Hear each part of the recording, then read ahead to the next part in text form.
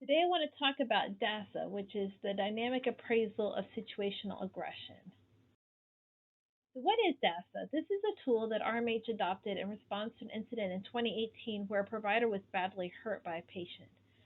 Just basically, this patient choked a provider and he lost consciousness. When they did a root cause analysis, there were so many issues identified.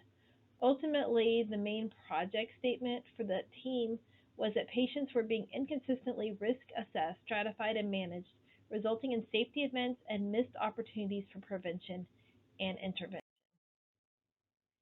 So DASA was created in a hospital, like a forensic psych hospital in Australia, who had already done some research on patient aggression. So it's a tool that was created based on research on behaviors that have the highest correlation to aggressive events and are dynamic, which means they're changing, which allows for easy recognition of increasing tension and the risk of aggression.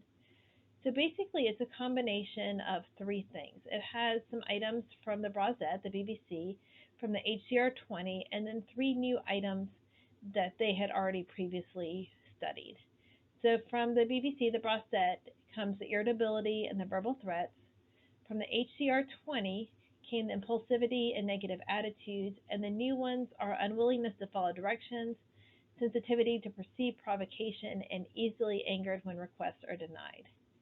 So each of these items were validated in research by looking at whether they're statistically predictive of violence. So DASA is dynamic. The score changes based on the behaviors you're seeing now or have seen through your shift. It also is somewhat predictive. So the studies show that scores over the previous 24 hours can be predictive of what happens today. And the most important thing is it allows for us to have appropriate interventions without being overly restricted. So, what's in it for you? DASA can really help you identify quickly, and really, this is such a quick assessment, individual patients at risk for violence. It helps you see who needs proactive measures, can be especially helpful for your new staff. It provides guidance for treatment and how to intervene early before you get to a restraint scenario. So it encourages early appropriate interventions and reduces harm. So you see here on the right the parts of DASA, the seven things: irritability, impulsivity, unwillingness to follow direction, sensitivity to perceived provocation, easily angered when request denied, negative attitudes, and verbal threats. So I do have some quotes from staff. So this is from one of my UCs, Annette. And really, what she says is that our violent outbursts have decreased since using that tool. Um, it's really helpful for everybody, but really helpful to new nurses who are still learning those signs that a patient's escalated. New nurses sometimes need help figuring out what the appropriate interventions are, so that tool can be really helpful for newer staff. And really, it only takes seconds to complete for each patient, and also helps you just early pick up on warning signs and communicate those. Here's a note to her from to other unit coordinators. It helps you when you're making decisions on staffing or discussing solutions when you have a higher acuity group. Sometimes it's helpful to look at how many acute DASs are on the unit when you're discussing that. It can also be used to safely manage the unit. So how is this going to work? So DASA, we've been piloting it as a paper, and we've been doing this since about 2018. We have built it into the behavioral health shift assessment, and for it to be documented on twice a day with your assessment. So there's three parts: the assessment of behavior, the record of aggression, and the DASA intervention. So here you see it, and we've built it kind of right at the top. So basically you score things as a 1 if it's a yes, and a 0 if it's a no. So you have the assessment, a quick and easy place to put the record of aggression, and then what interventions you did. And this will help us really be able to check and see over time which interventions are working and which are not. There's a lot of research being done on that. I think having this kind of data in an easy place will help us be able to really track the kind of aggression we actually are seeing. I did have row information put in that lets you know what behaviors you're looking for.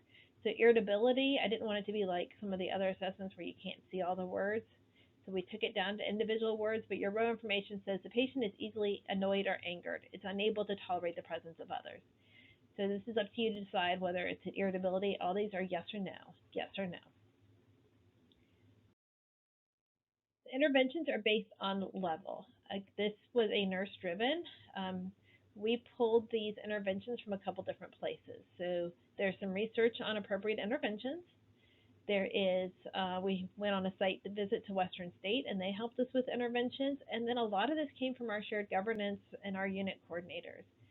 So the intervention list belonged to us. We at Centera created this list.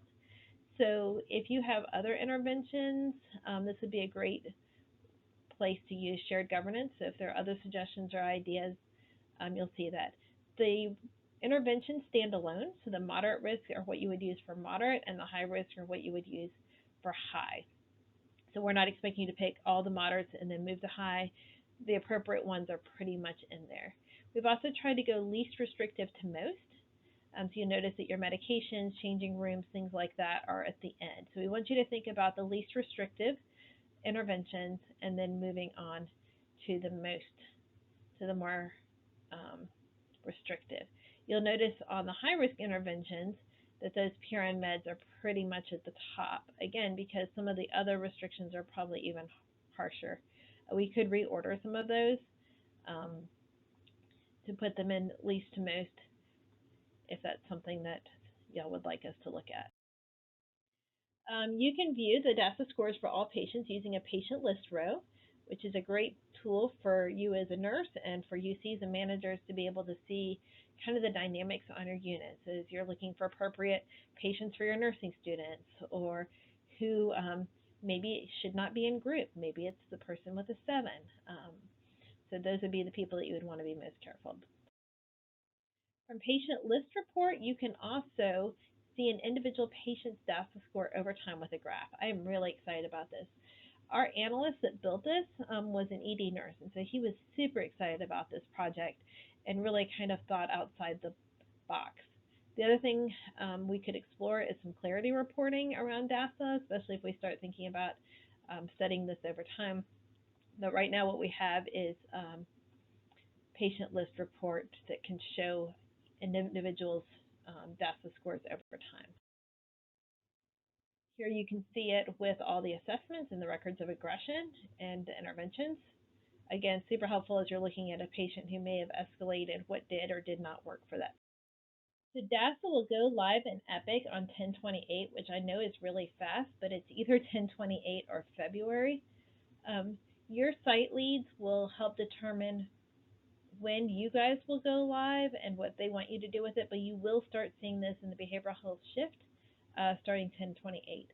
I really hope that you love DASA as much as we do and that it is a super great tool for you to help keep you and your patients safe.